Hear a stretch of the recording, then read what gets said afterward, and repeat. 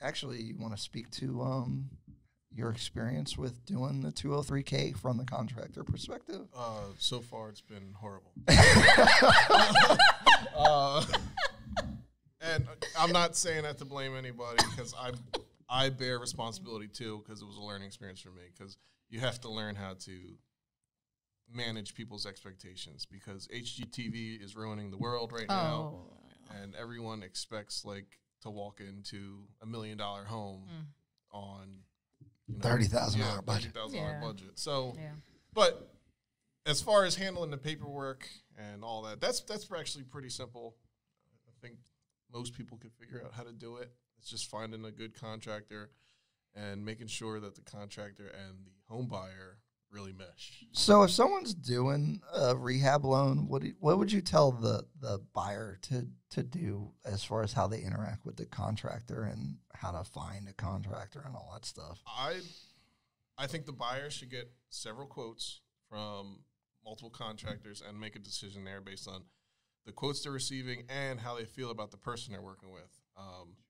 And I think the buyer should be very specific, as well as the contractor should be very specific about what's being had in the trade, because, like I said, it's been horrible. And I try to explain that to people. Like, look, you can't just say rehab the bathroom. You have to say replace the vanity with this vanity and hooking up the plumbing back to it. And are we tiling the shower, or are we using a plastic enclosure? Yeah. Are you putting a glass door? What are you doing? Like, you have to, and if you're walking with the contractor, you need to basically write all these things down, because you won't get an apples to apples comparison if you don't. So you'll forget to say things to different contractors, and people assume different things. As for, like, I've had an argument about a kitchen installation, because to me, if you're installing a kitchen, you're hooking up all the appliances. Like, I should be able to cook in the kitchen once it's done. Some contractors just think they're putting in the cabinets. Yeah, and you really got to define those roles, because, and then what does FHA expect of my broad statement of I'm redoing the kitchen? They wanted me to do the electric and plumbing and this and that and things that you're just supposed to reuse. So. Oh, yeah, Jess, I think you should urge your clients to spend their money on the bones and not the superficial. Just because, they're going to want that newest and greatest tile, and that stuff's in fad for 5 years, and now that's amortizing their loan for 30 years, and they're paying for that tile. Yeah. I think a lot of people just try to stunt, so they're like, oh, I need this. They're trying to be flashy and not realizing, like, okay, that's not really. And the furnace and the water heater are 20 correct. years old. Yeah. So, yeah, I agree with that. That's a big thing. So first-time home buyers, I always do this when I walk people through houses. I always make sure to look at the utilities and point out, I'm like, this furnace cost you $3,500 to fix. This air conditioner is another $35. The water heater is about $1,200. The roof is $10,000. Right. So if you don't like the paint color, who cares if it has a new roof? Yeah. That's the value in the property. And it's really important to understand that. And first-time home buyers don't get that. Seasoned homeowners understand it. Once they have to pay for a roof, they're like, oh, shoot, this house has a new roof. I want to buy it. So that's a big thing that we want to educate people on, and that I always try to emphasize. And I think Jess has picked up on that from. Yeah, you pushed me to do the 203K for this transaction. I'm like, Ryan.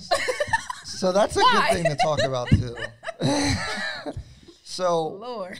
The 203K, which is the rehab loan, is a great loan on paper because you'll have equity in the property if you do it right, and you do a smart rehab where people will want to buy your house after it's done.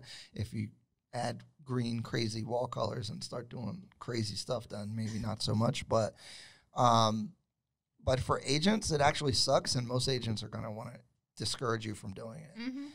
But we have integrity with my team here, so we were like, "Hey, it would make sense to do a 203K." Even though it's gonna stress me out, okay, let's go. Let's do it. Because the agent does more work as far as it basically is more work. You got to make sure that the contractor is coming through and doing the quotes, and then getting all that stuff submitted to the mortgage company, and then more time, way more time.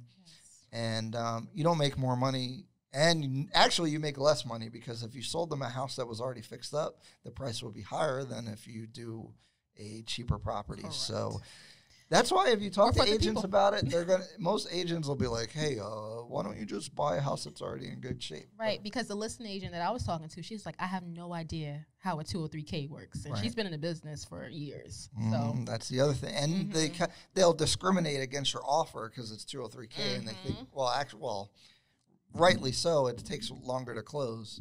What you doing over here? I don't know. I don't know what's going on. This thing has shifted 45 degrees. Slide the table back. It may be the wine.